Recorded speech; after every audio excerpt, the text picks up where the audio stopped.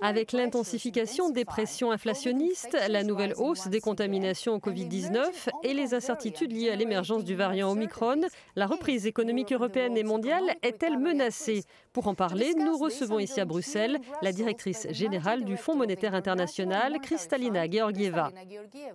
Bon retour en Europe, Madame la directrice générale. Allons droit au but pour commencer. Cette nouvelle vague de contamination et l'émergence du variant Omicron mettent-elles vraiment en péril la reprise économique en Europe? Ce que nous constatons, c'est que la reprise dans la zone euro est forte. Pour cette année, nous prévoyons une croissance de 5%. Pour l'année prochaine, une croissance de 4,3%. Et ce, après une contraction de 6,5% l'an dernier. Ce rebond est donc très impressionnant. Il repose sur 3 piliers: la vaccination, les politiques de soutien, et enfin les entreprises et les personnes qui adaptent leur activité à la pandémie qui est toujours présente. Ce que nous avons vu au 3e trimestre, c'est une croissance significative. Mais comme vous l'indiquiez, au 4e trimestre, les perspectives de croissance sont plus limitées. Elles sont affaiblies par une augmentation des contaminations. À cet égard, l'incertitude au sujet du nouveau variant n'aide pas. Dans quelle mesure ce sera pénalisant? Nous ne prévoyons pas d'effet significatif pour la zone euro. Nous pensons que l'élément le plus important, c'est le fait que les choses fonctionnent de manière relativement solide pour les entreprises et les consommateurs, malgré l'augmentation des contaminations. Un état de fait qui est d'ailleurs également favorisé par les politiques publiques toujours en place. Un autre facteur apparaît dans vos prévisions, c'est l'inflation. Sa hausse fait-elle peser une menace réelle sur le progrès économique et les niveaux de vie? Dans la zone euro, l'inflation est transitoire. Elle est alimentée par les prix de l'énergie, les ruptures d'approvisionnement, mais aussi par le fait que nous constatons une reprise de la demande après les années de confinement.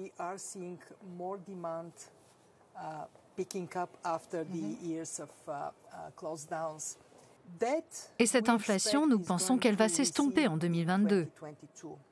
Ainsi, à la fin de l'année prochaine, l'inflation sera relativement faible, inférieure à l'objectif de 2% de la BCE. Et c'est pourquoi notre message est le suivant. Il n'y a aucune urgence à durcir la politique monétaire, car cela risquerait d'étouffer les perspectives de croissance, sans raison valable. En d'autres termes, les anticipations d'inflation dans la zone euro sont contenues. Ceci étant dit, s'il y a une pression sur les salaires, s'il y a un problème sur le marché immobilier, ou si la Chine, mais c'est déjà le cas. Si ces problèmes s'accentuent, évidemment, les conditions pourraient changer. Et c'est pour cela que la BCE doit être très vigilante, reconnaître que les risques s'amplifient. Mais étant donné que la pandémie est loin d'être terminée, on s'interroge en Europe sur la dette accumulée par les États pour soutenir leur économie et leur système de santé. L'Union européenne devrait se pencher sur le sujet l'an prochain. Que faudrait-il faire selon vous? Permettez-moi de dire tout d'abord que c'est précisément pour cette raison que la BCE doit faire très attention de ne pas durcir les conditions financières trop tôt et sans raison valable. Car ces niveaux d'endettement élevés s'accompagnent aujourd'hui d'un niveau du service de la dette plus faible comparé à avant la pandémie. Concernant les règles budgétaires, si nous les rétablissions en 2023, cela serait contre-productif pour la reprise dans la zone euro.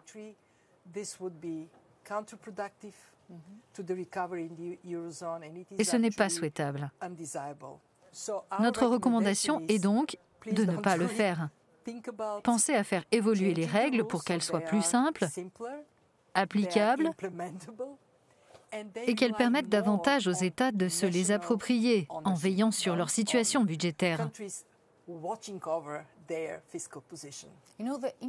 Le Fonds monétaire international a été un fervent défenseur des mesures d'austérité il y a 10 ans après la crise financière. Feriez-vous la même recommandation maintenant que la dette des pays européens s'accumule?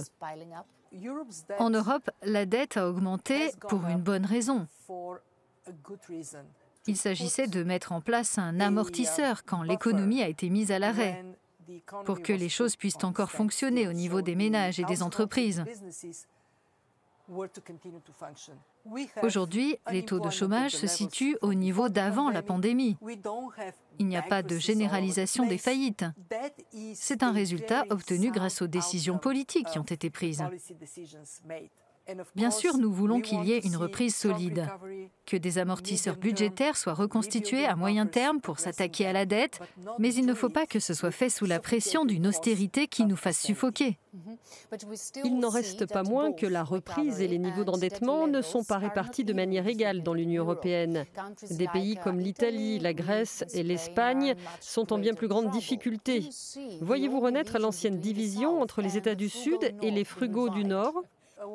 L'une des belles choses avec l'Union européenne, c'est que dans un moment de crise, elle se serre les coudes. Et l'acte de solidarité que constitue le plan de relance Next Generation EU est tout simplement remarquable. Ce qu'elle fait, c'est qu'elle dirige davantage d'aide vers les pays qui en ont le plus besoin. Et qu'elle met pour la première fois la capacité d'emprunt européenne au service des Européens. Nous espérons voir ce type de solidarité et de camaraderie se poursuivre face aux défis climatiques. Si on résume, il faut réduire la dette et encourager les investissements verts et numériques tout en rétablissant les règles budgétaires. Comment y parvenir et quel ordre de priorité pour les Européens? Avant tout, les Européens doivent donner la priorité à la reprise post-pandémique et soutenir les réformes structurelles.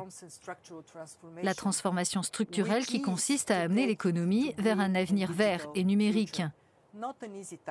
Ce n'est pas une tâche facile, car elle nécessite des investissements publics et privés et elle exige la requalification et la mise à niveau de la main-d'œuvre européenne. Quand on s'interroge sur ce que l'on veut pour l'Europe dans 10, 15 ou 20 ans, eh bien, on veut qu'elle soit innovante, dynamique, hautement qualifiée, agile et capable de faire avancer le monde. Madame la directrice générale, merci beaucoup.